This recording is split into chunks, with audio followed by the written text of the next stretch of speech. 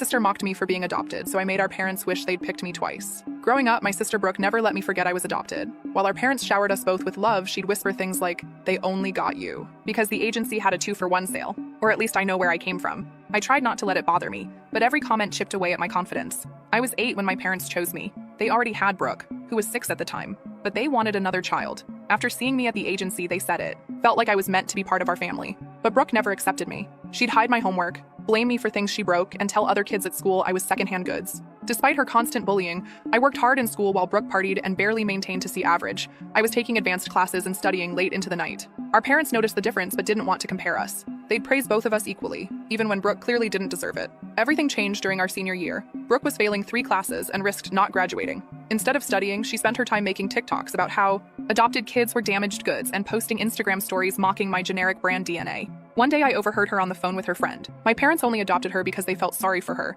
But watch when college applications come around. They'll realize blood is thicker than water. All their money is going to their real daughter's education. That was the last straw. I had already been accepted to Princeton with a partial scholarship, but I hadn't told anyone yet. I decided to let Brooke dig her own grave. Every time she skipped class to hang out with her boyfriend, I kept quiet. When she forged our mom's signature on her failed math test, I looked the other way. I watched as she dug herself deeper and deeper. The day college decisions were released, our parents gathered. We were all in the living room, sitting with our eyes glued to our laptops. My father, with his hand resting on his chin, watched in silence.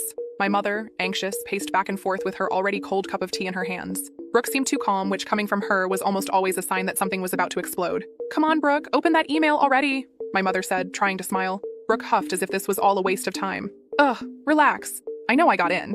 I didn't even need to look to know she still believed her own lie. She had sent applications to 7 colleges, even with grades that barely met the minimum. For weeks, she spent more time setting up her Instagram aesthetic for the decisions than actually filling out the forms. Delusion was a thick layer in my sister's life. She clicked. The silence lasted a second, the kind of second that seems to stretch until it becomes a weight in the air. Then she read, frowned, scrolled down the page, read again.